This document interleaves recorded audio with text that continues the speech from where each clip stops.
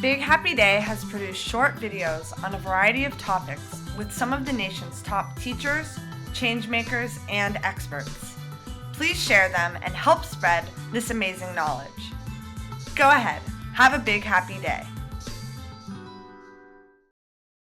Hi, my name is Eric Shaw, and this is the Big Happy Day video series. And today I'm going to talk about the founder of Hatha Yoga, a guy by the name of Gorakhnath. It's kind of funny that, there's all this focus on physical yoga practice in America and in the West, but not many people really know much about the founder of the practice. We know a lot about Patanjali, a guy who lived around the year 200 of the Common Era, and we know the Yoga Sutras, but we don't know the Siddha Siddhanta Padati, which is the main text of Gorakhnath, or even the text Hatha Yoga, which has kind of been lost.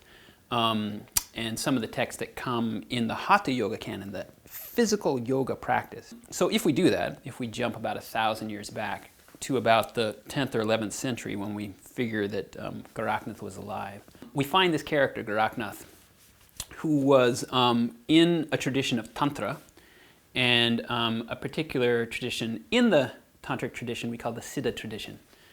And the Siddha tradition was aimed at transforming the body and encountering reality, actually in the larger philosophy of Gorakhnath, encountering reality without any filters. And he knew things about how to transform the body, but part of his method to get there was a tantric method.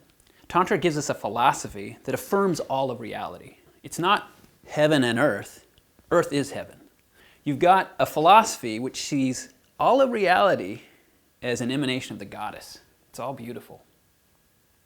So with that, on the surface of it, we think, oh, that's really cool, everything is beautiful. But if we take that to its logical extreme, it creates an encounter with the self, which is almost too dramatic for the Western mind to comprehend. And this is the kind of philosophy which we call samarasya, the deep inner penetration of the self with reality that Gorakhnath was developing and following, and he talks about this in his texts. What it suggests is that even the kind of things which our ego personalities can't even begin to bear have to be embraced, have to be loved. Gorakhnath's name itself, Nath means Lord, Gorakh means filth, means love of filth. So that gives you some idea of the extreme at which he was operating in his lifetime. How much he was working to contravene social norms around what was good and what was bad, and to cross that line so that he could free his consciousness so that everything in life was seen as okay. Everything was seen as an emanation of the goddess. Everything was seen as Shri, beauty. So in that basic philosophy of Gorakhnath, there's a lesson for us all, a very radical lesson, that everything in life is there as an emanation of the divine. Even the most difficult things.